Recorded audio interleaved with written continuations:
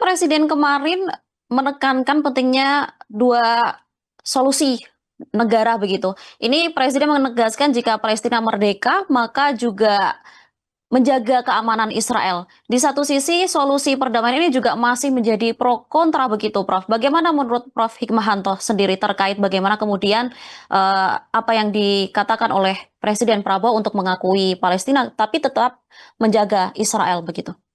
Gini, jadi presiden itu tahu betul kenapa Israel terus menyerang Gaza.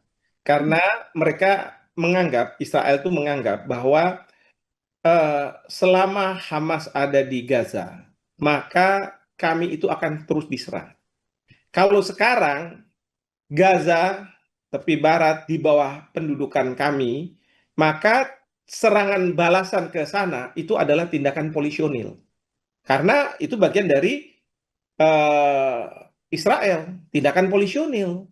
Nah, sama kan ketika kita berperang melawan Belanda, 17 Agustus kita nyatakan kita ini merdeka. Tapi apa kemudian Belanda diam gitu? Oh ya udah nggak apa-apa. Enggak, dia serang juga. Iya kan? Bahkan ada clash pertama, clash kedua. Waktu clash pertama, clash kedua, Belanda bilang ini tindakan polisionil. Tapi karena kita Indonesia sudah merasa kita udah merdeka, enggak, ini agresi antara satu negara kepada negara lain. Mhm. Barulah pada tanggal 27 Desember 1949, di mana Belanda menyerahkan dan kedaulatan, maka sejak saat itu Belanda tidak lagi melakukan serangan. Kalau misalnya Belanda melakukan serangan, berarti memang betul serangan dari satu negara ke negara yang berdaulat lainnya.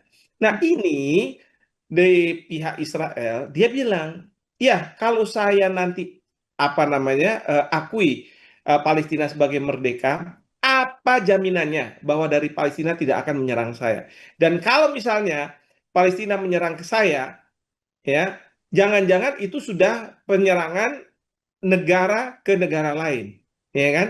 Dan Palestina bukannya tidak mungkin dia bisa buat security arrangement dengan negara-negara yang pro terhadap dia seperti Iran, yang intinya adalah serangan terhadap Palestina berarti serangan terhadap Iran, gitu ya. Maka Bapak Presiden mengatakan, udah jangan bicara soal keamanan. Kami yang menjamin.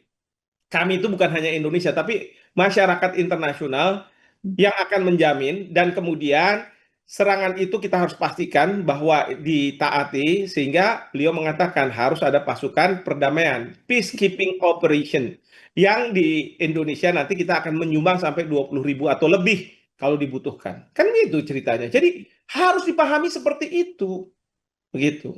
Iya, berarti sebenarnya, Presiden Prabowo ini memberikan solusi yang sudah pasti begitu ya, dari Oke. banyaknya pertanyaan-pertanyaan, kalau misal nanti Palestina merdeka bagaimana, kemudian Presiden Prabowo menjawab, "Kita siap menjamin, dari sisi keamanan dengan mengirimkan ribuan pasukan dari Indonesia," salah satunya begitu ya, Prof, ya? Betul. Nah, ini Oke. harus dikomunikasikan oleh Mhm. pemerintah kepada publik kita. Jangan sampai nanti publik mempunyai persepsi yang salah, seolah-olah, oh Presiden Prabowo mengakui Israel. Itu ada tuh yang sudah sosial media itu udah motong-motong apa yang disampaikan oleh Presiden. Itu yang nggak benar, nggak boleh. Ya kan, dipotong seolah-olah, oh Presiden akan mengakui Israel. Padahal maksud beliau adalah karena Israel ini ngebet betul mau punya hubungan dengan Indonesia, itu dijadikan bargaining chip. Ya, boleh kamu punya hubungan dengan kami Indonesia, tapi kamu akui dulu Palestina. Baru kemudian saya akan mengakui kamu sebagai sebuah negara.